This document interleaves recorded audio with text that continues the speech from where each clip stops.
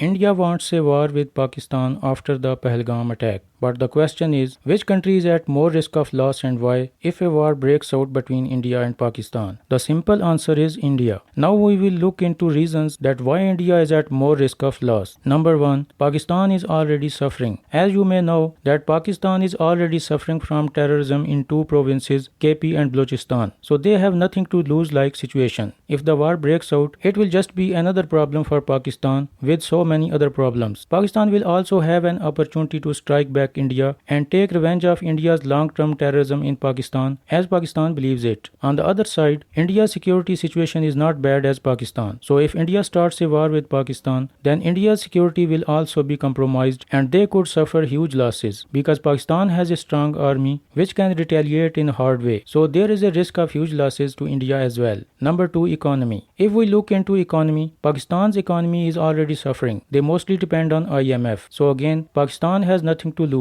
But India has a better economy and they have lot to lose. They claim that we will be the superpower in future because of our huge economy. But if war breaks out, India's economy will suffer huge losses. Lot of investors will try to run away from India and new investors will also avoid to invest in India. And for Pakistan already has not so many investors to lose. And for India, it is also a risk that Pakistan can strike on big companies' infrastructures. So in this way, India will suffer huge losses. Now we will talk about the third reason, that is global rejection and accusation to India. If India starts a war with Pakistan, the whole world will accuse India as an aggressor. If this war spreads to the point of nuclear, then India will suffer from a huge rejection and accusation from the whole world. Because a terrorist attack is never be a justification of a huge war between two nuclear powered countries. If terrorist attacks could be the justification, then Pakistan is more justified to start a war. Because in Pakistan, there are so many terrorist attacks in 2024 and 2025. But Pakistan never talked about the war with India. Even Pakistan has a lot of evidences of India's hand in the terrorism in Pakistan, especially in Balochistan, where BLA is believed to be a proxy of India and fully funded and trained by India. Pakistan has always tried to strengthen the internal security instead of talking about a war with India. So India's case is so weak. It looks like they were waiting for a terrorist attack and then start a war. And it also looks like a false flag operation. False flag means that India himself killed their own people in Pahalgam and soon after blames Pakistan without an investigation. They started accusing Pakistan even before reaching to the attack site of Pahalgam. So it clearly looks like false flag, motivated by Prime Minister of India Narendra Modi. Modi has a long history of hidden terrorism activities. He don't care about his own country's people. He only care about his agenda. Now only 27 people killed in attack, but if Modi starts a war, then so many people could be killed in India as well. In the beginning, it could be 2700 people, then 27,000, then 27 lakhs, and then it could be 27 crore and more. So you can imagine that what is the Modi's plan. He wants more people dead on the both sides. In the end, I will say that Modi is never deserved to be a Prime Minister of India. He only deserved to be head of a terrorist organization. Every Indian should be worried if they has a Prime Minister like Modi. As soon as you get rid of Modi, your country will be more safe and secure and it will progress more aggressively.